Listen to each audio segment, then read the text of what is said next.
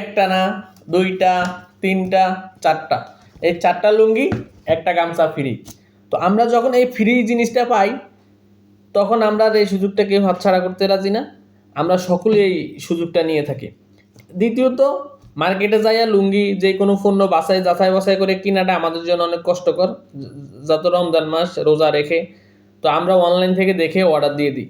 ওদের অনলাইনে ভিডিওগুলো দেখলে আপনি অবাক হয়ে যাবেন যে লুঙ্গিগুলোর মান এত ভালো মনে হয়, এত কম দামে কীভাবে দিচ্ছে। কিন্তু আপনি এই লুঙ্গিটা যখন অর্ডার দিবেন, ডেলিভারি ম্যান দিয়ে যাবে, হাতে পাওয়ার পরে আপনার এই কল্পনার বাইরে।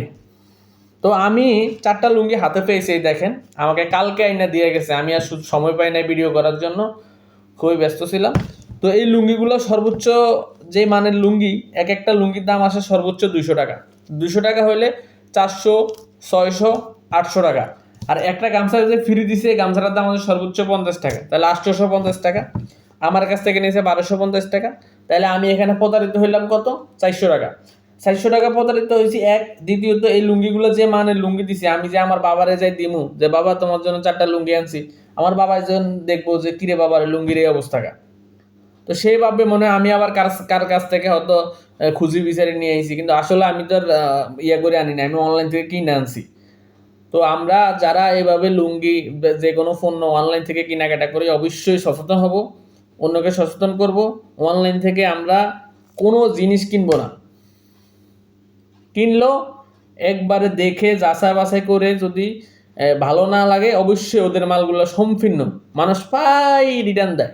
কেন রিটার্ন দেয় আজকেই বুঝলাম। এই কারণে আমিও রিটার্ন দিতে চাইছিলাম, কিন্তু আসলে রিটার্ন দিই নাই।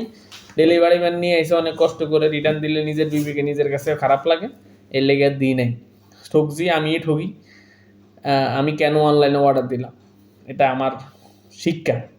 তো শিক্ষা হইলে মানুষ অনেক কিছু শিখে। তো আমিও শিখেছি। আপনারা কেউ অনলাইন থেকে কোনো জিনিস, কোনো পণ্য অর্ডার দিয়ে প্রতারিত হবেন না। সকলেই ভালো থাকবেন, সুস্থ থাকবেন। আমার এই ভিডিও অন্তত শেয়ার করে একজন মানুষকে কাছে পৌঁছাই দেন, যেন সেই অনলাইন থেকে কোনো কিছু কেনাকাটা না করে যেন সে প্রতারিত না হয়। সকলে ভালো থাকেন, সুস্থ থাকেন। আসসালামু আলাইকুম।